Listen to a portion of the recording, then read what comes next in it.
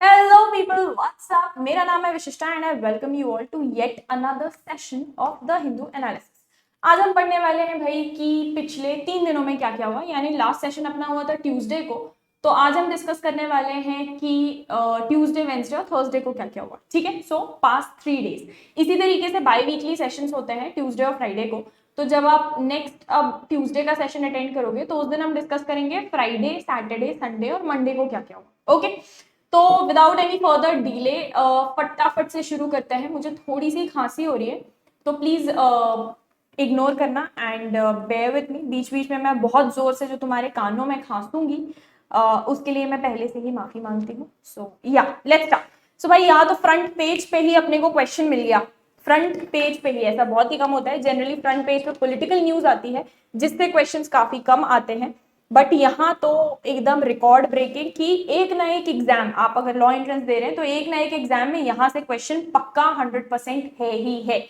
तो यहाँ मिला है नोबेल प्राइज फॉर मेडिसिन, तो जिसको बोला जा रहा है medicine Nobel, has been given to mister Victor Ambros and Gary Ruvkun. ठीक है, mister Victor Ambros and Gary Ruvkun को दिया गया है किस चीज के लिए? For their discovery of micro RNA. तो फटाफट से सुन लो भाई लोग, क्वेश्चन किस तरीके के आते हैं। सबसे पहले आपसे पूछा जाएगा नोबेल प्राइज फॉर मेडिसिन या मेडिसिन नोबेल 2024 किसको दिया गया, पहला क्वेश्चन। तो दोनों नाम आपको याद रहने चाहिए। दूसरा क्वेश्चन ये भी आ सकता है कि आपको नाम बता दिया जाए कि हमको पता है इनको दिया गया है, हमको ये बताओ कि इनको किस चीज के लिए अवार्ड दिया गया। ठीक है, तो वो भी आपको पता होना चाहिए कि micro RNA, they discovered this element, इसके लिए इनको अवार्ड मिला है। ठीक है, the finding revealed what biologists believe they knew about gene regulation to be incomplete. तो बेसिकली बहुत सारे बायोलॉजिस्ट को ऑलरेडी कुछ चीजें लगती थी, कुछ उनके अजम्पशंस थे, बट इन्होंने ये जो माइक्रो आरएनए ढूंढा है, डिस्कवर किया है, इसकी वजह से बायोलॉजिस्ट के जो अजम्पशंस थे ना वो थ्योरीज में कन्वर्ट हो गए, मतलब बेसिकली कंफर्म हो गए वो अजम्पशंस। ठीक है, तो Victor Ambros and Gary Ruvkun को मिला है, उनको जॉइंटली साथ में दिया गया है, awarded the Nobel prize for physiology for 2024। और अच्छा, चौथा क्वेश्चन कि ये देते कौन है नोबेल प्राइज? सारे एक ही एकेडमी नहीं देती, कुछ कुछ रॉयल स्वीडिश एकेडमी देती है, तो डिफरेंट डिफरेंट, ये भी आपको पता होना चाहिए। तो this has been given by the Nobel Academy at Karolinska Institute announced on Monday. They were awarded the prestigious prize for, again next question, discovery of micro RNA। and दूसरा assembly का क्या कहना था कि दोनों ही जो ये साइंटिस्ट हैं, they were interested in how different cell types develop, जो अलग अलग सेल्स होता है ना वो डेवलप किस तरीके से होता है इसके, और वो इस चीज को लेके क्यूरियस थे, इसलिए they ended up discovering micro RNA, a new tiny class of. बचपन में अपन ने डीएनए आरएनए पढ़ा था ना, वैसे उसी आरएनए का एक टाइनी क्लास होता है which is micro RNA molecules. ठीक है, अच्छा, प्रीवियसली अननोन प्रिंसिपल एक था ऑफ जीन रेगुलेशन, कि जीन्स बेसिकली रेगुलेट कैसे होते हैं। जीन्स जो आते हैं और रेगुलेट होते हैं, किसी के अंदर कोई जीन्स, किसी के अंदर कोई जीन्स, ये आते हैं और रेगुलेट होते हैं, ये किस तरीके से होते हैं, ये काफी समय से क्वेश्चन चलता आ रहा है। इसको आरएनए माइक्रो आरएनए आंसर करता है फाइनली। ठीक है, how gene regulation that turned out to be essential for multicellular organisms including humans. The duo made their finding by studying 1 millimeter long roundworm, basically ये roundworm को study करके इन्होंने अपनी findings निकाली। ये सब आपके लिए रेलेवेंट नहीं है, आपके लिए रेलेवेंट है कि किन दोनों को मिला है, और ये रेलेवेंट है कि किस चीज के लिए मिला है। ठीक है, अच्छा, next, parties prepare for the results of assembly polls in Jammu Kashmir and Haryana. तो जब असेंबली पोल्स आ जाएंगे वो न्यूज अपन पढ़ने वाले। पार्टीज प्रिपेयर कर रही हैं, ये अपने लिए इररेलेवेंट है। If you are interested in politics, yes definitely go ahead for it, पढ़ना ही चाहिए, आपका नॉलेज एनहांस होगा। आप आगे जाके लॉ स्कूल में डिबेट्स एंड डिस्कशन करोगे, वहां पे आपकी हेल्प होगी, लेकिन यहाँ लॉ एंट्रेंस लेवल पर आपका इस चीज से रिलेटेड कुछ खास क्वेश्चंस नहीं आता है। ठीक है, they are more interested in checking your facts, testing your facts, not your opinions. Okay, अच्छा, सीबीआई को हमने काफी पहले पढ़ा था कि केस हैंडओवर कर दिया गया था। फाइनली सीबीआई ने चार्जशीट, कौन कौन से चार्जेस लगाए जाएंगे वो कहलाती है चार्जशीट, फाइल कर दी है। और किस चीज के लिए? आरजी कर मेडिकल हॉस्पिटल जो कोलकाता में रेप केस हुआ था, बहुत ज्यादा बड़े लेवल पे प्रोटेस्ट हुई थी, उसी से रिलेटेड सीबीआई ने फाइनली चार्जशीट फाइल कर दी है। ये कहाँ? Before a court in Kolkata at Sealdah एक जगह है, वहां पे सीबीआई को टोटल सीबीआई को काफी दिन लगे, ऑलरेडी ऑलमोस्ट 60 डेज हो चुके हैं इस इंसिडेंट को हुए, 2 महीने। तो या मेन न्यूज ये है कि सीबीआई ने रिपोर्ट फाइल कर दी है। Next, this is important, India ने साइन किया है $750 मिलियन का currency swap deal with forex starved Maldives. Maldives के साथ रिलेशंस काफी खराब हो गए थे, तो या forex staff, foreign exchange staff Maldives के साथ हमने 750 मिलियन करेंसी स्वैप की डील साइन की है। ठीक है, India signed a major currency swap agreement with the Maldives for 750 million to help the island nation tide over its current foreign currency crunch. तो मॉलडीव्स के पास फॉरेन करेंसी की काफी कमी हो गई है, उसके लिए इंडिया ने बेसिकली ये डील साइन की थी। After PM Narendra Modi met with Maldivian president Mohamed Muizzu, इन्होंने ही रिलेशंस खराब किए थे, अब जरूरत पड़ी है तो वापस आए हैं। The swap arrangement for 400 million and an additional of 3000 crore which is 357, तो total 757 million signed between Reserve Bank of India हमारा and the Maldives Monetary Authority under the South Asian Agreement association for regional cooperation, SAARC के under ये पूरा इनका currency framework है, इसके under ये agreement sign हुआ है। सार्क का headquarter Kathmandu, Nepal. Is India a member of SAARC? Yes it is. India is not a member of ASEAN but India is a member of SAARC. ठीक है, among the agreements signed on Monday are for the launch of RuPay card in the Maldives and handover of 700 houses built with assistance by India. तो ये agreement में और भी चीजें हैं currency swap के अलावा भी। Memorandum of understanding were inked between central bureau of investigation and anti corruption commission जो मॉलडीव्स की है, तो सीबीआई हमारी और एंटी करप्शन कमीशन जो मॉलडीव्स की है उनके बीच में भी एक काफी सारे एमओयू साइन हुए हैं and policing institutes and judicial training institutes. तो काफी सारे लेवल पे बेसिकली इन एमओयू से हमको क्या पता चल रहा है कि हम काफी सारे लेवल पे कोऑर्डिनेट करके म्यूचुअल असिस्टेंस के साथ मॉलडीव्स और इंडिया आप काम करने वाले हैं। Welcomes tourist. Speaking of people to people ties, जो आपने अगर ध्यान दिया हो बीच में बॉयकॉट मॉलडीव्स करके हैशटैग चला था ट्विटर पे बहुत ज्यादा, इंस्टाग्राम पर भी, और उसी टाइम पे हमने बोला था कि भाई मॉलडीव्स जाने की क्या जरूरत है, we have our very own Lakshadweep islands. तो मॉलडीव्स का टूरिज्म, उनकी इकोनॉमी टूरिज्म से ही चलती है, बहुत बड़े लेवल पे हिट हुआ था क्योंकि टॉप 5 में जो हाईएस्ट अमाउंट ऑफ टूरिस्ट आता है उनमें इंडिया टॉप 5 में आता है। तो इंडिया ने कंप्लीटली जब बॉयकॉट कर दिया था तो बहुत खराब तरीके से मॉलडीव्स की टूरिज्म इंडस्ट्री हिट हुई थी, जिसकी वजह से उनकी इकोनॉमी सफर कर रही थी। आज भी उसी की वजह से उनका इकोनॉमी में इतना बड़ा डाउनफॉल आया है। तो उसके लिए फाइनली यहाँ पे मिस्टर मुइज्जू जो उनके प्रेसिडेंट हैं उन्होंने बोला है कि ही इज होपिंग कि इंडियन टूरिस्ट जो पिछले साल से ऑलरेडी हाफ नंबर हो गया था उनका, वो अब वापस से बढ़ेंगे। उनका ये कहना था India is one of our largest tourism source markets and we hope to welcome more Indian tourists to the Maldives, allowing for shared growth and understanding between our people. So yeah, I think अगर आप काफी पुराने session से हमारे साथ जुड़े हुए हैं तो you must remember us discussing this. जब ये मुद्दा चल ही रहा था तब भी हमने डिस्कस किया था, और आई थिंक मैंने आपको बताया भी था कि बहुत ही जल्द you will see that Maldives will come back. वो चाइना पे रिलाई कर रहे हैं बट चाइना एक ऐसी चीज बिछाता है जिसको हम डेट ट्रैप बोलते हैं, अपने उधार में दबा देना छोटी छोटी मॉलडीव्स के जैसे छोटी छोटी कंट्रीज को, फिर उनको कंट्रोल करना।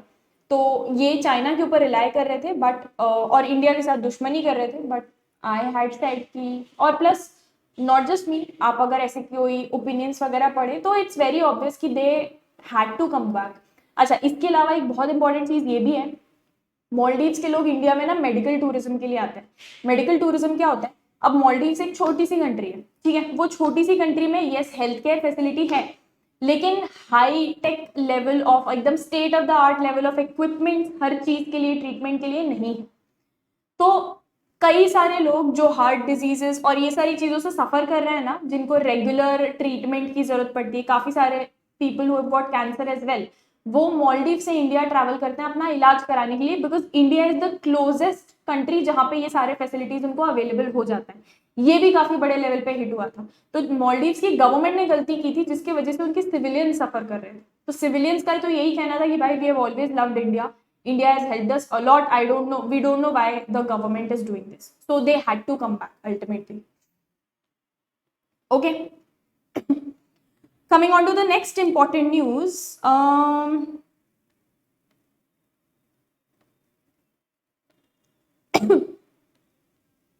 Next आ जाओ।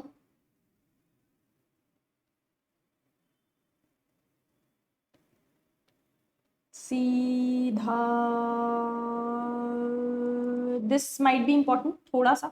स्टेट न्यूज़ वैसे बहुत ज़्यादा इंपॉर्टेंट नहीं होती, आपको जनरली नेशनल इंटरनेशनल न्यूज़ से ही क्वेश्चन आता है, बट क्योंकि अभी इन्वायरमेंट पे काफ़ी सारी चर्चा चल रही है काफ़ी टाइम से, तो things related to environment become a little important. तो यहाँ पे एक फाउंडेशन है जिनका नाम है Hulikanu wildlife conservancy foundation, Bangalore में है, जो कि बेंगलुरु। उन्होंने अनाउंस किया है the nomination of JT Rajappa. ये एक ट्राइबल लीडर है, ट्राइबल बेसिकली कंजर्वेशनिस्ट जो नेचर कंजर्वेशन के लिए काम करते हैं, लीडर है एंड कम्युनिटी लीडर। किस अवार्ड के लिए? इसका नाम है हुलिकानु प्रोग्रेसिव आदिवासी वाइल्ड लाइफ अवार्ड। ठीक है। रिलीज फ्रॉम HWCF, ये जो फाउंडेशन है, उन्होंने ये बोला है कि मिस्टर राजप्पा जो 1965 में पैदा हुए थे, उन्होंने अपनी पूरी लाइफ लगा दी, पूरी लाइफ बेसिकली डेडिकेट कर दी वाइल्ड लाइफ कंजर्वेशन के लिए, with uplift of forest dwelling communities in Nagarhole Karnataka. तो अपनी पूरी लाइफ से ये इसी चीज के लिए काम करते हुए आ रहे हैं, और एक बहुत ही छोटे से हैमलेट, मतलब कच्चे घर नहीं होते गांव में, उनको हैमलेट्स कहते हैं, वहां पे बड़े हुए हैं वो। उन्होंने बचपन से he had a love for wild life around him, and after working for the forest department, काफ़ी सालों तक उन्होंने फॉरेस्ट डिपार्टमेंट में काम किया, 3-4 सालों तक।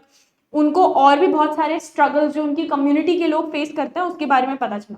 2005 में वो इलेक्ट होके पंचायत में गए, एंड वहां से उन्होंने पॉजिटिव चेंजेस चालू किए।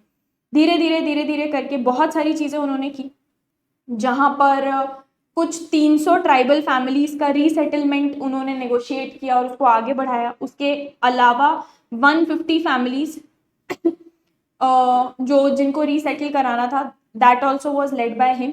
ही has also served an important committees including the National Tiger Conservation Authority. This is very important.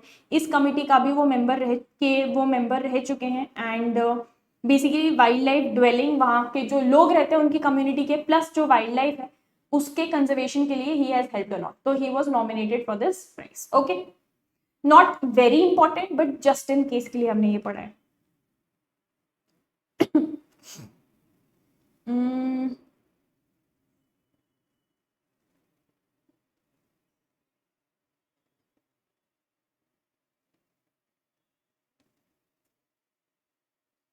Next आ जाइए। अच्छा, ये हमने डिस्कस किया था कि लास्ट टाइम ऐसा बोला था, विक्टिम के फैमिली, उनके फादर ने स्पेशली रिक्वेस्ट किया था, a minor was again Kolkata, West Bengal की बात है, was raped and killed in West Bengal itself. तो वहाँ जो फादर थे उनकी रिक्वेस्ट थी कि वो चाहते थे ऑटोप्सी जो है वो एम्स के ही डॉक्टर्स करें और कड़ी निगरानी के अंदर करें। तो यहाँ पर ऐसा ही हुआ है, and the autopsy was done by AIIMS doctors only. ये again not important from your exam point of view, but something you should know.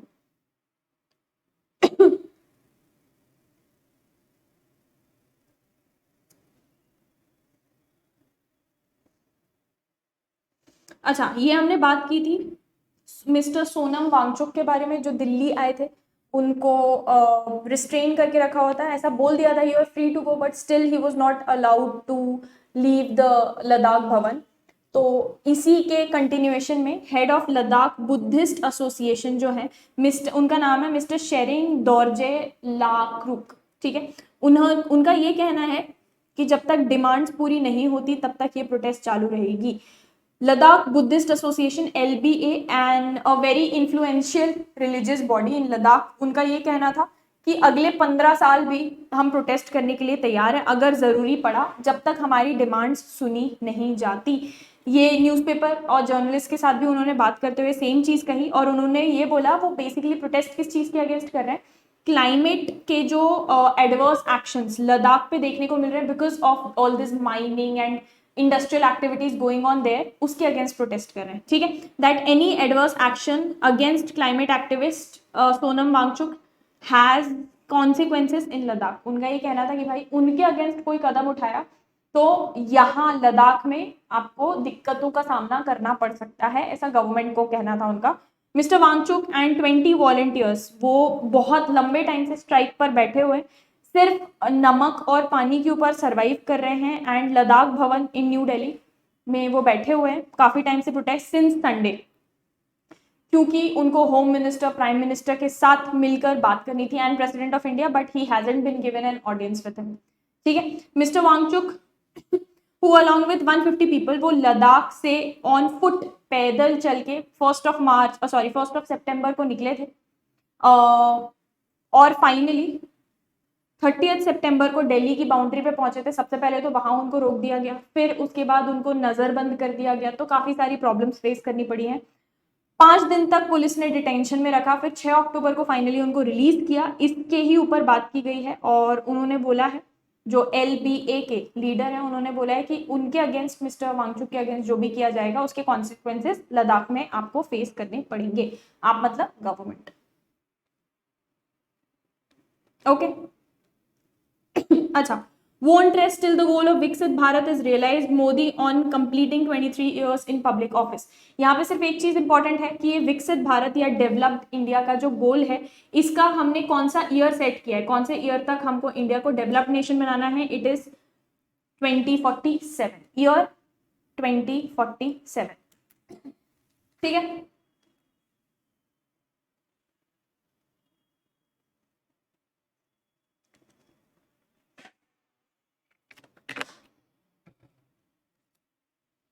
अच्छा नेक्स्ट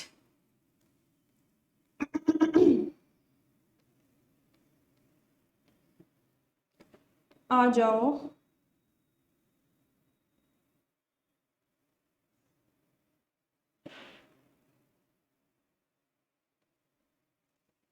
दिस इज इंपॉर्टेंट। कोई भी इस टाइप का इंडेक्स वगैरह आता है तो ये इससे क्वेश्चन आने के काफी हाई चांसेस होते हैं।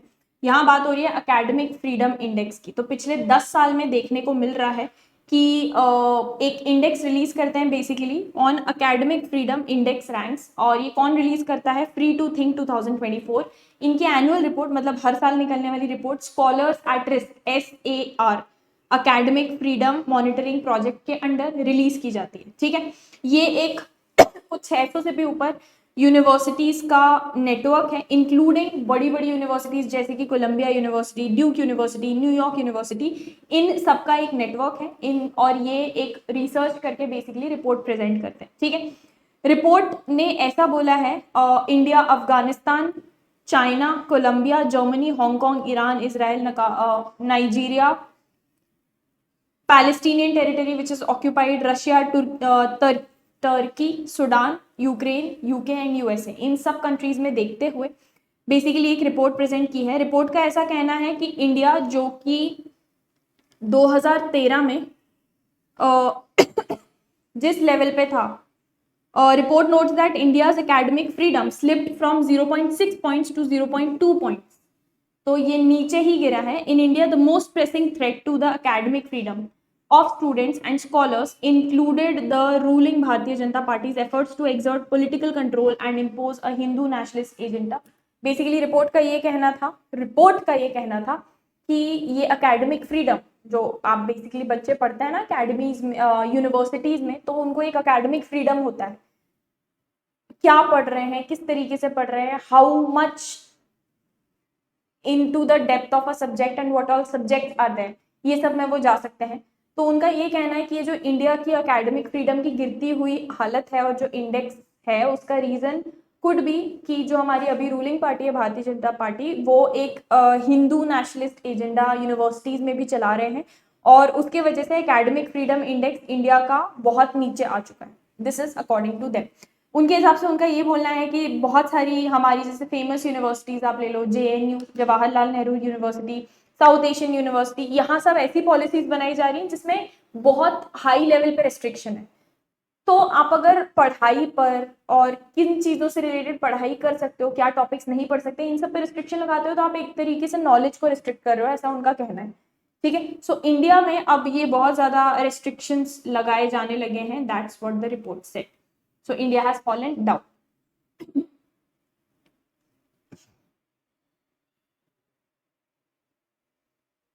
अब आ जाओ सीधा वर्ल्ड न्यूज के ऊपर।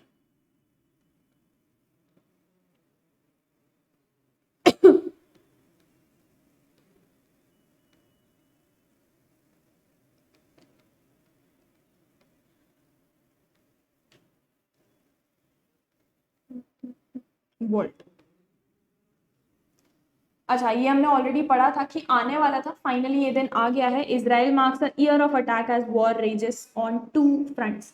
एक साल हो गया है एग्जैक्ट, क्योंकि 7 अक्टूबर को ही, जिस दिन का हम ये पढ़ रहे हैं, 7 अक्टूबर को ही हमास ने अटैक किया था। Hamas mark the anniversary of its 7 October attack by firing a barrage of rockets eight Tel Aviv. तो या एग्जैक्ट एक साल हो चुका है हमास इजराइल वॉर को स्टार्ट हुए। और यहाँ पे आपको डेटा में नंबर्स दिखाए जा रहे हैं। 41,000 number, this is the official number, unofficially way higher than this, but official number 41,000 people were killed in Gaza Israel के अटैक्स के कारण, एंड 1200 लोग इजराइल में मारे गए थे 7 ऑफ अक्टूबर को, जो हमास ने अटैक किया था उसमें।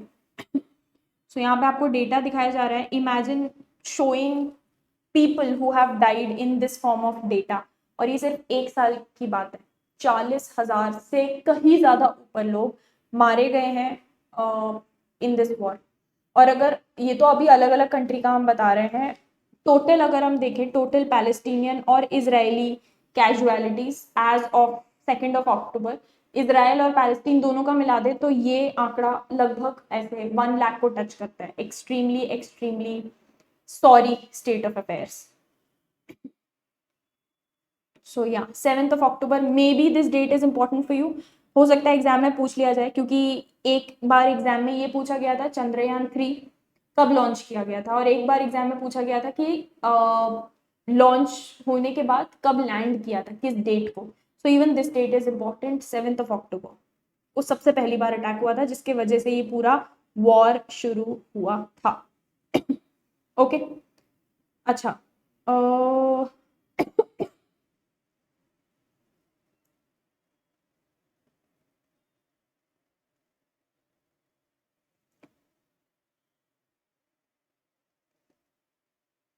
coming on to the next one.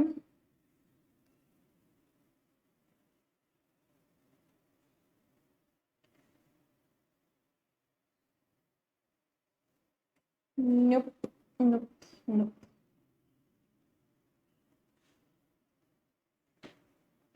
अच्छा, this is important.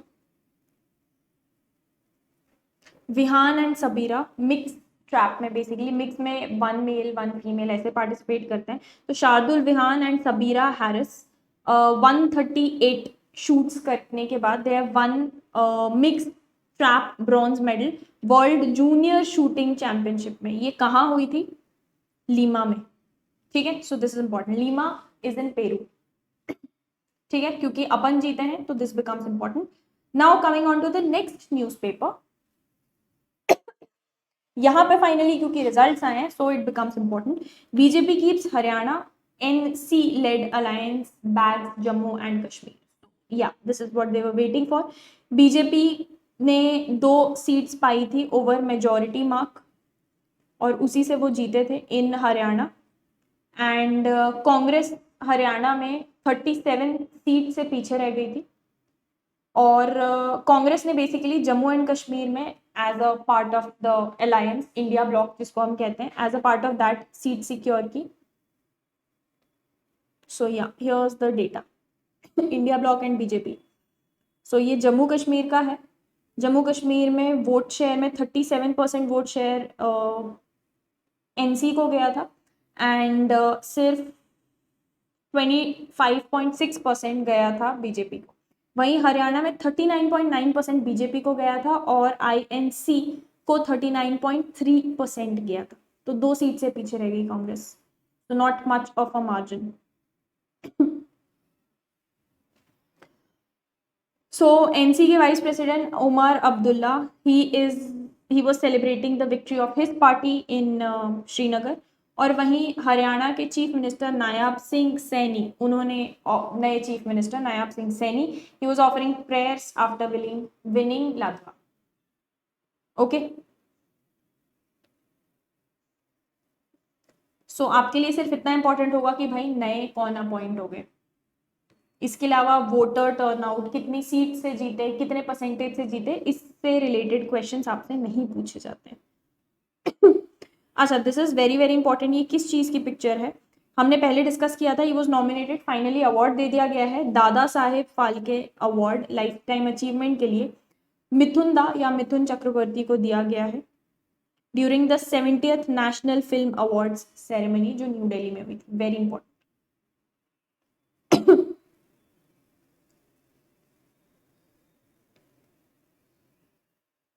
अच्छा, अब फिजिक्स नोबेल प्राइज भी दिया गया था। This is also very important. So machine learning के जो स्टार्टर्स, इनिशिएटर्स, पायोनियर्स, जो भी बोले, इनका नाम है professor John Hopfield and professor Geoffrey Hinton. इन दोनों को फिजिक्स में दिया गया है Nobel prize. So 2024 Nobel prize in physics has been awarded to John Hopfield and Geoffrey Hinton for foundational discoveries and inventions that enable machine learning with artificial neural networks। Physics में Nobel prize कौन देती है? ये देती है royal Swedish academy of sciences. Very very very important, कई बार ये इस पे भी सवाल आ जाता है। While many areas of research have used machine learning models and artificial neural networks to process data, these terms have entered the household thanks to explosion of chat AI and apps and including all that chat GPT।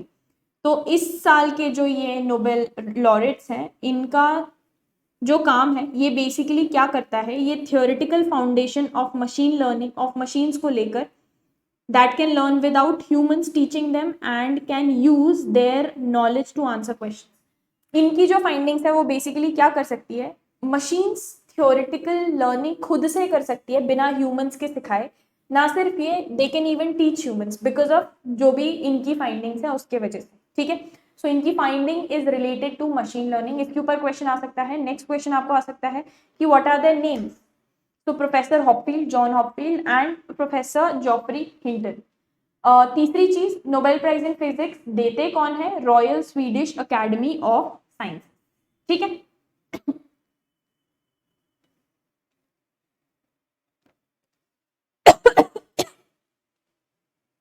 coming on to the next important topic।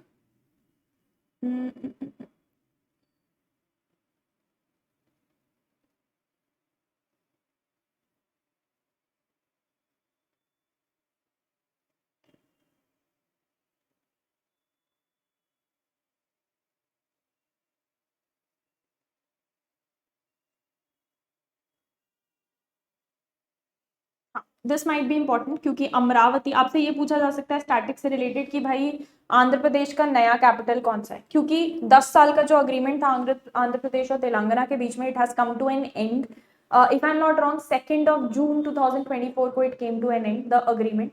तो आंध्र प्रदेश का नया capital Amravati बन चुका है। Now Hyderabad is no longer the common capital. Hyderabad अब अकेले तेलंगाना का capital है, आंध्र प्रदेश का नया कैपिटल अमरावती है। तो भाई अब कैपिटल सिटी है, उसको डेवलप करने में फंड्स तो लगेंगे जो वर्ल्ड बैंक से मांगे गए थे, और वर्ल्ड बैंक हैज अग्रीड कि वो 15,000 करोड़ का लोन देंगे to the state government of Andhra Pradesh. And जो काम है वो दिसंबर से स्टार्ट हो जाएगा on developing the capital of Amaravati. ठीक है,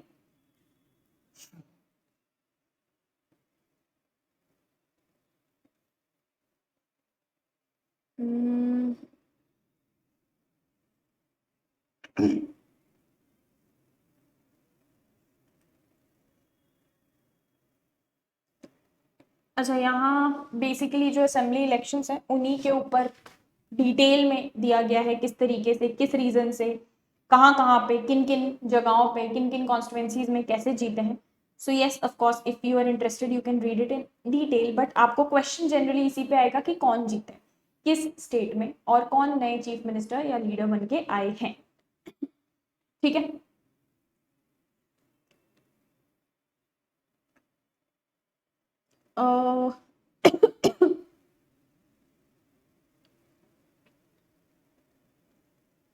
अच्छा, this is important. National film awards कौन से वे नंबर के हो रहे थे? 70th नेशनल फिल्म अवार्ड्स दिए गए हैं. विनर्स किस किस कैटेगरी में, तो वो इंपॉर्टेंट कैटेगरीज कौन कौन सी हैं? मिथुन चक्रवर्ती को वेटरन एक्टर उनको दिया गया है Dada Saheb Phalke lifetime achievement award 2022 का दिया जा रहा है ये बाय द वे. दूसरा इंपॉर्टेंट चीज क्या है? बेस्ट फीचर फिल्म गया है अत्तम को. ये एक प्ले है, एक मलयालम फिल्म है basically. It's directed by Anand Ekadashi. And best non feature film गया है आईना को. ये दोनों इंपॉर्टेंट है. दूसरी तरफ ऋषभ शेट्टी, उनको Kantara movie, if you haven't seen, amazing movie, you should watch it. Kantara के लिए बेस्ट मेल एक्टर का अवार्ड ऋषभ शेट्टी को गया है. And award for best female actor गया है to Nithya Menen for her portrayal in Chitrambalam. Yes, this is a Tamil movie. ठीक है, तो दो एक्ट्रेसेस ने शेयर किया है बेस्ट फीमेल एक्टर का अवार्ड. एक नित्या मेनन एंड दूसरी Mansi Parekh for Kutch express. This is a Gujarati movie. ठीक है, ये दोनों इंपॉर्टेंट होते हैं. बेस्ट एक्टर इंपॉर्टेंट होता है, बेस्ट एक्ट्रेस इंपॉर्टेंट होती है, एंड बेस्ट डायरेक्टर भी इंपॉर्टेंट होता है जो ऊंचाई के लिए सूरज बड़जात्या को गया है. ओके, आपको जनरली क्वेश्चंस इनसे रिलेटेड ही आते हैं. Best director, best actor, best actress, feature film, non feature film, max to max आया तो, and definitely most important lifetime achievement award. Okay. अच्छा, ये सेरेमनी वगैरह पूरा हुआ कहाँ पे था? ये हुआ था न्यू दिल्ली में. Best music director also AR Rahman को दिया गया. So may be if that is asked.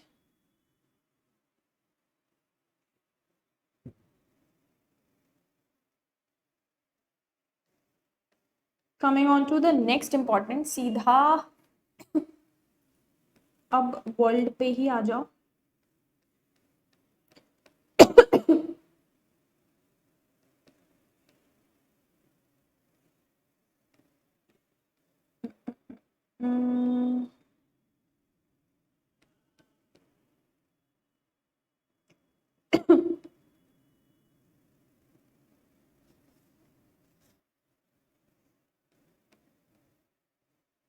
अच्छा, Israel expands invasion of Lebanon. ये एक्सपैंड ही होते जाने वाला है जब तक कुछ ड्रास्टिक नहीं होता, तब तक एग्जाम पॉइंट ऑफ व्यू से not important for us.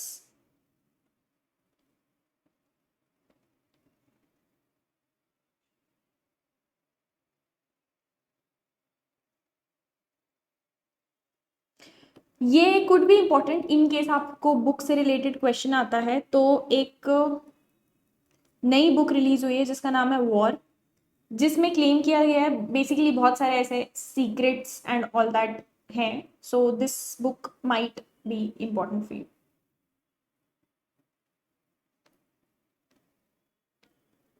Yeah, I don't think there's anything else.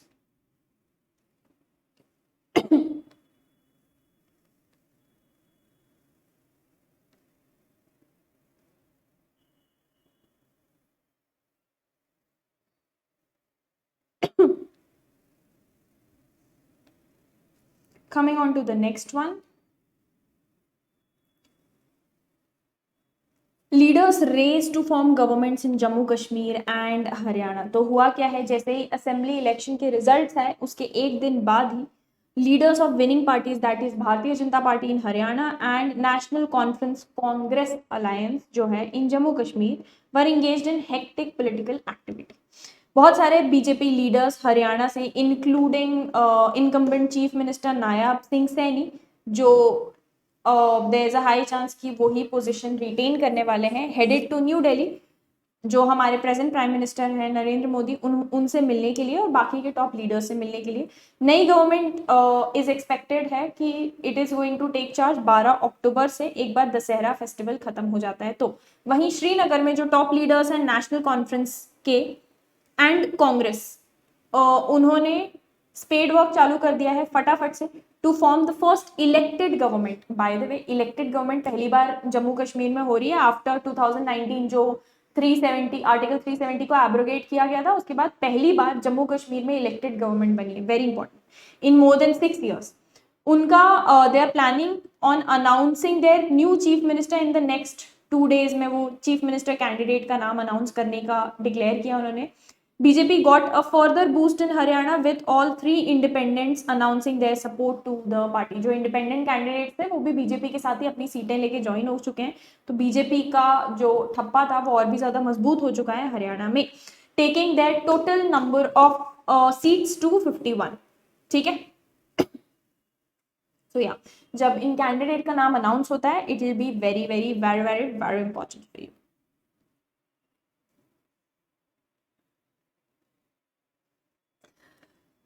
Next, extremely sad news for the entire country, not just country, for the entire world, because the world has lost a gem. Tata Group's chairman and veteran industrialist Ratan Naval Tata has passed away at Breach Candy Hospital in Mumbai late on Wednesday evening. It is with deep sorrow that we announce the peaceful passing of our beloved Ratan. उनके family ने statement release किया. We, his brothers, sisters, and family take solace and comfort in outpouring of love and respect from all. Almost the entire country came to give him one last salute. Prime minister Narendra Modi ने भी उनके ऊपर tweet किया था और काफी tributes पे की, describing him as a visionary business leader and an extraordinary human being. One of the most unique aspects of Shri Ratan Tata ji was his passion towards dreaming big and giving back to the society. एक तरीके से बोला जाता है कि भाई CSR अगर India को किसी ने सिखाया है और दिखाया है किस तरीके से किया जाता है, that's none other than mister Ratan Tata.